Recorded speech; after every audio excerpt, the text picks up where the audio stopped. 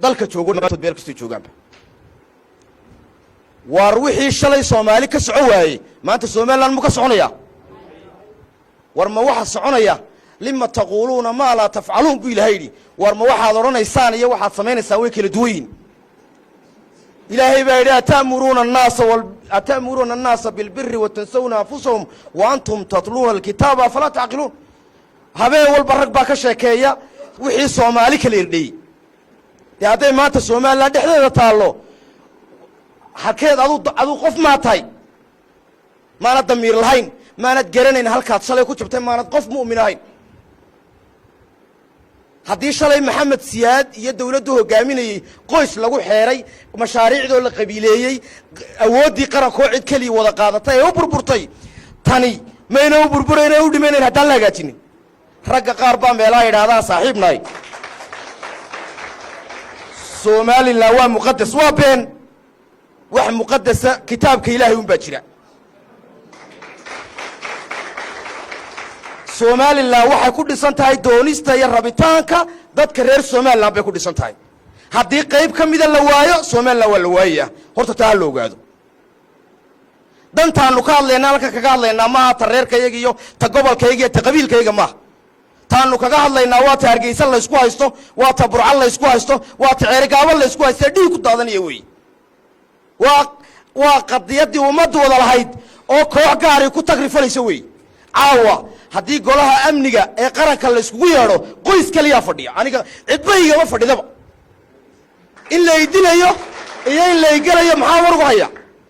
haddii la caawa hay'adaha wax soo saarka iyo maaliyadda la soo fadhiisiyo aniga cidbayga ma fadhidee cashuurta aan bixiyo sida loo xisaabinayo sida loo qaybinayo maba ogiye maxaa ku qanaa waliba waxaan ogahay sida loo qaybiyay war ma waxaad aragtay gobol dhan oo miisaaniyad 300 milyan ah 20,000 iyo 150,000 iyo lagaga soo celiyo ma saasaan aqbalnaa waa ma nololba inagoo kaliya ma qabnay dad kala qaba kuwaana waynu gurmanaynaa waxa la yidhi qof waxa la yidhi walaalkaa u gargaar markuu saxsan yahay markuu gardarayayna u gargaar baa la yidhi rasuulku calayhi salaam waxa lagu yidhi saan ugu gargaarna markuu gardaran yahay waar waxa la yidhi gacanta ka qabo walaalkaa markuu gardarayo dulmiga joojidhe dee gacantaynu qabanaa soo maaha walaalayaal qodob kalaa ku daraya maanta kuraasida dalka un lama kala qaadanin waxa la kala qaatay mashaariicdii dalka iyo lacagtii dalka soo baxda ayaa cid gaar maxaa la yidhahdaa loogu raray loogu dhisay loogu qalay xoolaha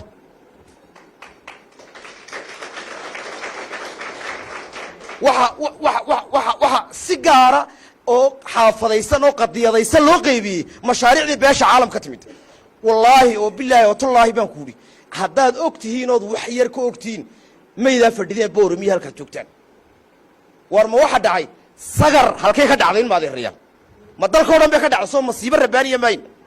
wixii sagar ay gaalada ku bixisay ee halkan lagaga dhawaaqay rays ee dawladda Soomaaliya milyankay soo bixisay miyaad aragteen meel ay marayaan si qabiilaysan baa loo qaybiyay waxa laga qaybiyay degmooyin aan dhibaatadaas ka dhicin ilaahay oo ku ridin baynu leeyahay horta dhibaatada war ninka dhibaato dhacday u quuri waayay wixii loo soo qaybiyay dadka ee ku dhacday ma kuwa caafimaad qabo ku siinaya war mid baan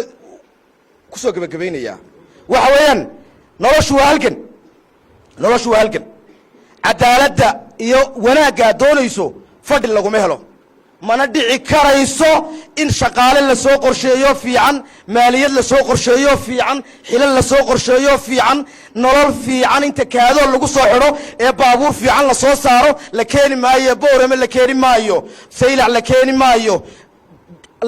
maayo dila la keeni maayo looya caddo iyo qunijeed la keeni maayo laakiin maxaa la keenayaa waxaad soo ridato wey waxaad ridato dadka yeena mid qodobna ogaada nacayb yaana idinku abuurin tabashada iyo waxaad rabtaan ee wanaagsani waayo dadkan waxaan haystay reer isaaqay gada bursugu yiraahdaan waar isaaqa laftiisa qaar wax wanaagsan rabaa ku jira kuwa wax fiican rabaa ku jira cadaalad doonaya waa la muquuniyo hiil bay waayeen kuwa aynu iskaashano aynu cadaaladii soo saarno soo taasi danta dalka ma soo maaha in maanta adduunyada xoogaal bawtiin dawladdii tigreega weynada halka fadhiday ee iyadu qaadatay kuraasidii ee maxkamaddii qaadatay ee lacagtii qaadatay ee telecommunicationkii iyadu xukuntay ee maxaa la yidhahdaa bariiska iyo tamaandhadii dalka laga beeray iyadu qaadatay qori laguma ridin xabad laguma ridin jabhad laguma ridin maxaa lagu riday waar cod shacab baa lagu rido dad baa bannaanka u soo baxoo yidhi sidaasi nama anfacdo way dhacday cumar xasan albashiir oo taangii ugu adkaa isku wareejiyey baa la riday ragga nabadgelyada laguma ilaaliyo xoog nabadgelyada 30 sannadood jirtay waa kan cabdillaahi raggii ka shaqaynayay way joogeene arrin baa lagu dhiso nabadgelyada waxa lagu dhisaa cadaalad baa lagu ilaaliyaa waxa lagu ilaaliyaa wax wada lahaasho waxa lagu ilaaliyaa in waxa ummadda ka dhaxeeya loo ilaaliyo nabadgelyada lagu ilaaliyaa laakiin qori laguma ilaalin karo waxa ku soo gabagabeynayaa waar movement kan bilaamay waa mid ka duwan kii awalkii hore jiri jiray kii hore wuxuu ahaa odayaal shir jaraa'id qabta oo hudheel fadhiista oo la yidhaahdo may hadleen iska calaacalaan oo masaakiina iska calaacalaan waxa weeyaan waa la isku soo gaadhay waxa weeyaan wanaaggii dalkan baa la doonayaa haddii ay cid gaari yeelatana cinjirka labada dhinac lahayo dee soo uma sii daynown